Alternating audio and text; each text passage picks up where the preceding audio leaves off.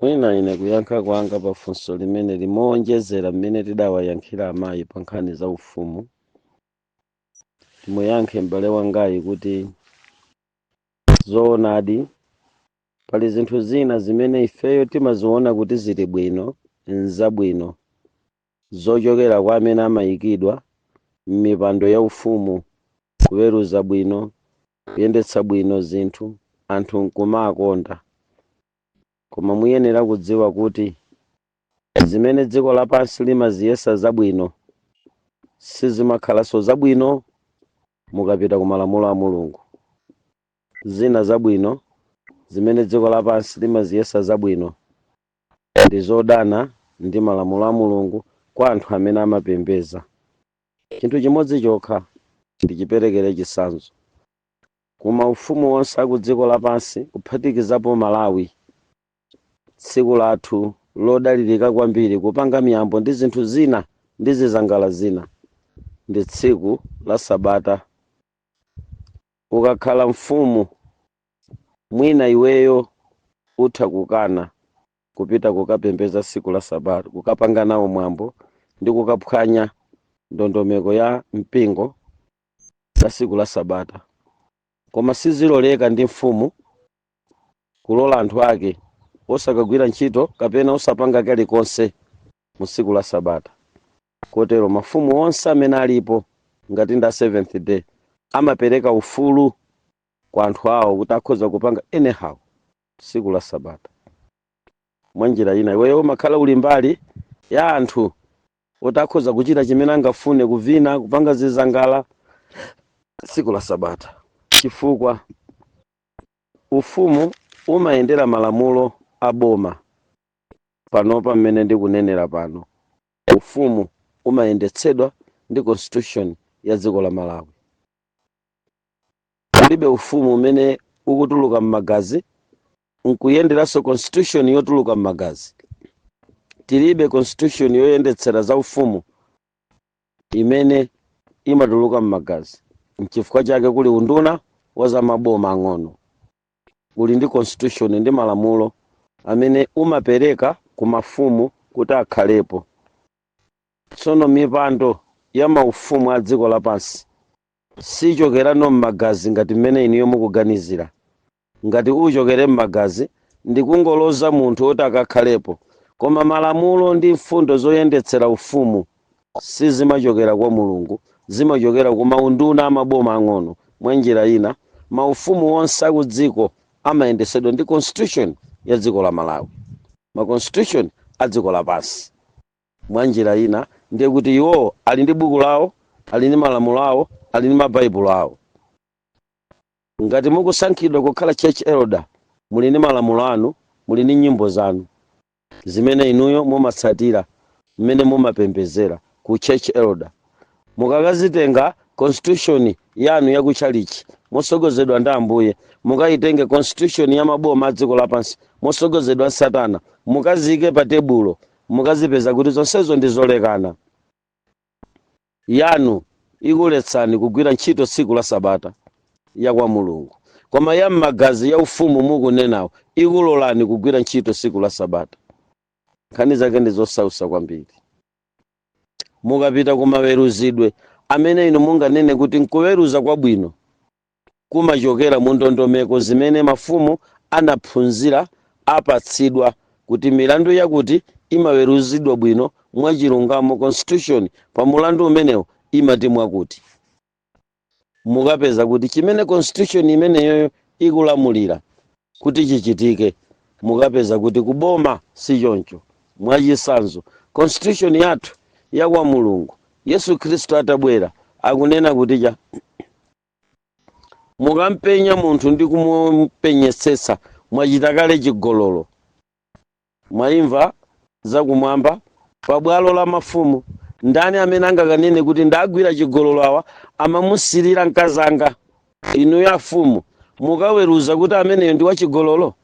Akufumu wa magazi mukaweruza kuti amene mwangwira chigololo atasirira ndi kuthana chigololo mpaka kukapuma munthu kuchipinda kwake pa bedi pake ali yekha, kumujambula mkazi m'maganizo nkukagona naye muuzimu wake muthupi mwake, amene yoyo milandu imene yoyo iliko kwanuko muyiweruza, mungaweruze bwa.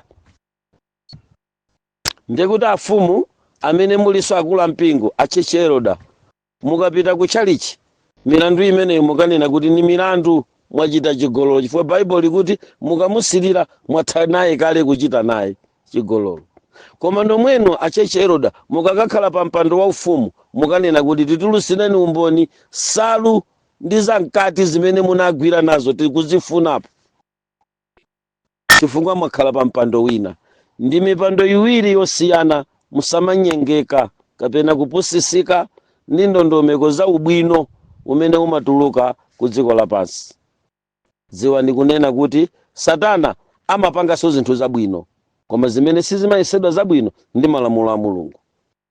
Chifukwa chake malamulo ambiri amene mumapeza aku dziko lapansi amakhala osemphana ndi malamulo a Mulungu. Mipando iwiri ndiyosiyana. Nanena kuti Masalimo chapter number 69 verse number 1, David akuti ndipulumutseni pakuti moyo wanga wamira m'madzi, ndayimirira mu thope lozama ndikusowa poponderapo. These things they are different, totally different.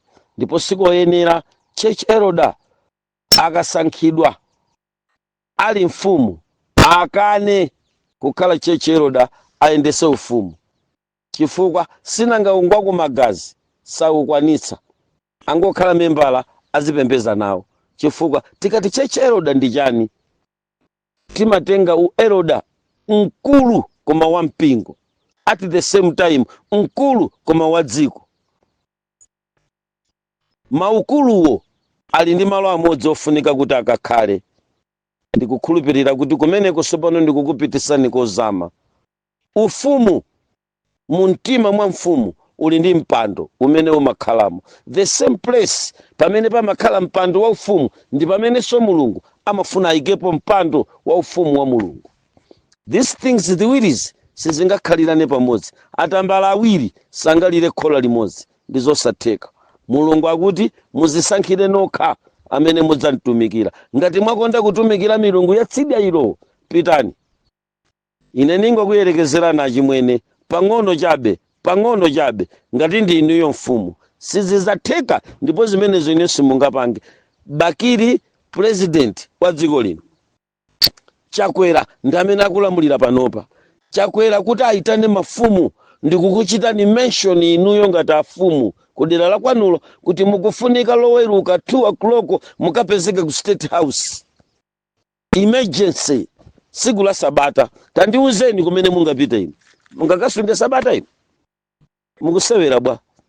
Munyamuka mupita ku State House. Mipando iwiri singakhale pa malo amodzi. Mudziwe kuti kulamulira kumene umalamulira kuli ndi chinthu china chake kumaposera pamene iniyo mukupaona. Mukati mfumu umaposera chinthu chimene mukuchiona kunja. Mukayifunse mfumuyo, muzifunsa iniyo ngati ndi mfumu, mwafunsa malume anu ngati ndi mfumu, mufunsa ambuye anu ngati ndi mfumu. Mukafunse chimene chimakhala mu mtima mwa mfumu, chimayenda within the premises. Pamalo pake mpomwepo pamene Mulungu amafuna kudzapanga ufumu. Mukamadzuka mmawa, you act as a king. Pamene nthawi yomweyo mukufunika kuti Yesu Kristu aukenso ngati mfumu. Mafumu awiri angalamulire chinthu chimodzi, angakhale mu ufumu umodzi. Yesu Kristu ndi mfumu, inunso mukhale mfumu, chikhala chinthu chimodzi. Nzosausa makosana. Makamaka chimene chayipitsa kwambiri kuti zinthu ziwiri zizisayendera limodzi ndi chakuti kuyambira kale amene adakhazikitsa ufumu, kuyambira nthawi ya Sauli, sadalole kuti ufumu uyendere malamulo a Mulungu. Anakhazikitsa ndondomeko zawo za dziko lapansi zimene mafumu amakakhalapo nkumalamulira. Ndiye ndondomeko zimene mafumu amakakhalapo nkumalamulira ndi zolekana kwambiri ndi ufumu wa Mulungu. Ineyo ndingakupangeni advisor achimwene kuti ngati muli pa mpingo mwasankhidwa ku Church Heroda, inu nomwenu ndinu afumu, mbali zonse ziwiri akuona kufunika kwanu, sankhani mbali imodzi ya kwa Mulungu. Inayi ilekeni, muli ndi aphwanu pakanthawi kamene mwasankhidwa uchechero da pumulani abwera mphana azalamulire inu kapangeni za Mulungu apo ayi pakuti izi zinzokhasakhalisa monga mwaneneramu kuti uchechero da umakhala wa masiku awiri atatu koma izi ndi za m'magazi muchedweranji ndi zinthu za masiku awiri atatu osangosiya bwanji za masiku awiri atatu za uchechero dazo nkumapanga za Mulungu komanso mu audio imene mzimayi uchandanena ifeyo timayang'ana ichi pa uchechero dapa akuti wakauza Adolika kuti akaimbire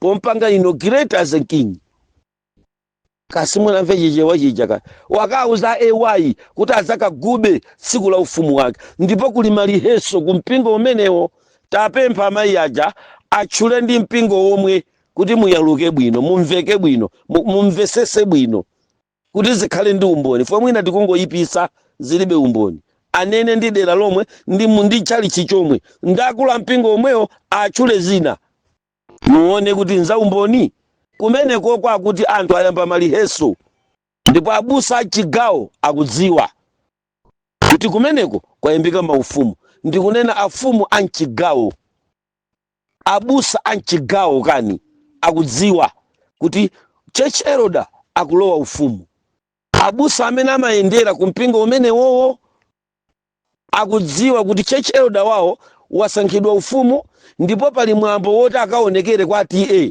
wapempha mpingo wa SDA ngati mpingo mdziko la Malawi mdziko la chigawocho kuti likaonekere nawo kumwambo owadzodza iwowa ngati mfumu akatengesa kwa Mulungu zizikaguba tsiku la mafumu koma m'bale wanga utakhala kuti unachikonda kwambiri chipembezochi ndiye ufuna uchichinge po ipapa ayi tabachibereka koma uyuyu ndi Eferemu waphatikana ndithu Eferemu waphatikana ndi mafano ine ndikubwereza mulekeni